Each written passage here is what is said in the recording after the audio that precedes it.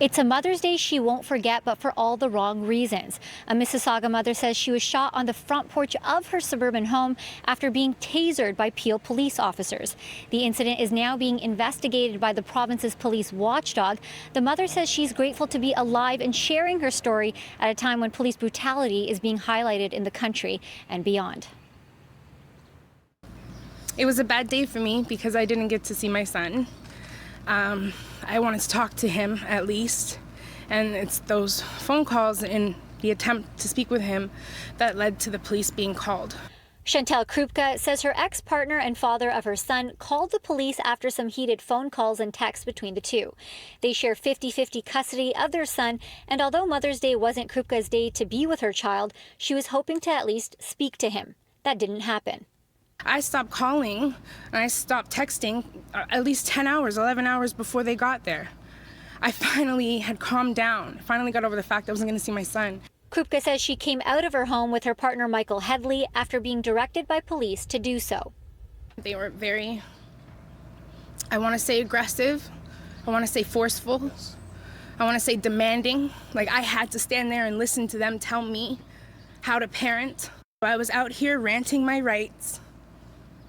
And then I was accused of making a fist, which was impossible with two phones in my hand. I even said I didn't. The officer said, I don't care. He pulled out the taser when he told my partner to go inside. He said, go inside, and then immediately tased him. He gave him a command and didn't even give him opportunity to follow through.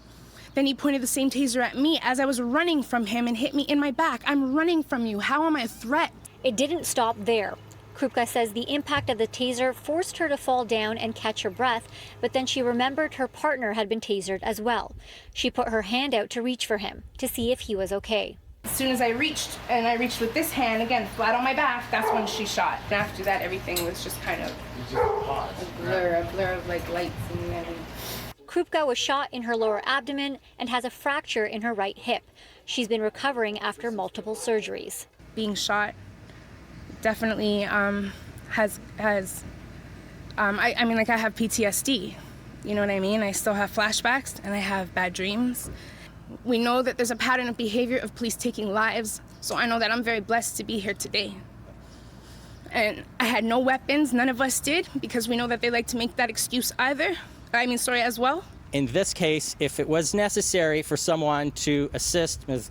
Krupka with her relationship, then that person should not be an armed police officer. It should be a social worker or a counselor. The SIU confirms 2 officers discharged their conducted energy weapons. Following that, one of the officers discharged her firearm. Krupka has this message for those in charge of making decisions: the police, politicians, and the Prime Minister. Can we admit and acknowledge that there's a problem, then move towards problem solving? Don't just come out to our protests and kneel. You have the power to push a pen and save lives. The SIU say they have already interviewed the officers involved as well as several witnesses, and that the investigation is nearing completion. Krupka's lawyer says that they do have a video of the incident showing exactly what happened, but they won't be sharing that with the public at this time.